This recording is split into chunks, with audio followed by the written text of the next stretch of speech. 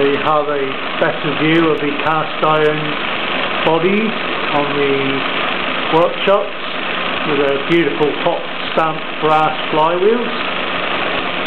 These flywheels were only produced between 48 and approximately 1953, so anything with one of these wheels on is pretty easy to date.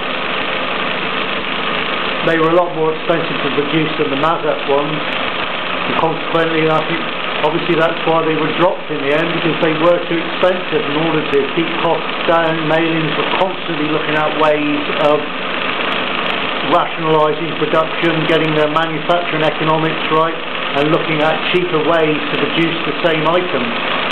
Unfortunately the brass flywheels had to go, along with, on this particular engine on the left, you can't see it there, the SE2 there, that one had the brass engine frames, which they only used from 48 to about 49. This is a shame really, because they really are incredibly attractive.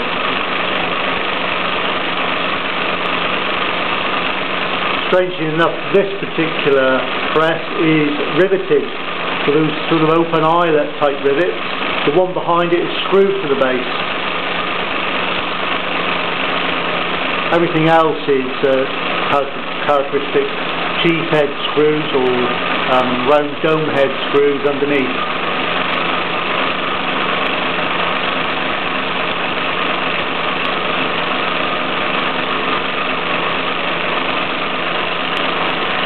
There's the SE4.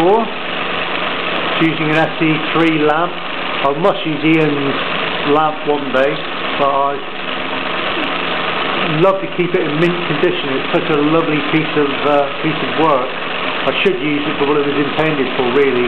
Get some knocks and marks on it so it looks less of a new item that's been added to a very old engine, because all the paintwork, everything on the SE4 is original, apart from the whistle, which is obviously a 1950s brass, turned brass variety.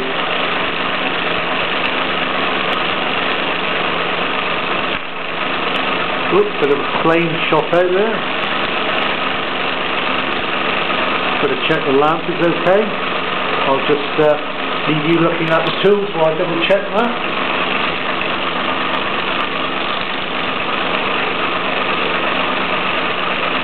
So there you have a nice selection of post-war brass wheel tools, which if you can get hold of some, I would grab them while you can, because they're not as common obviously as the Mamod type ones, and if you're looking to pair it up with a period engine, then there's certainly nothing better.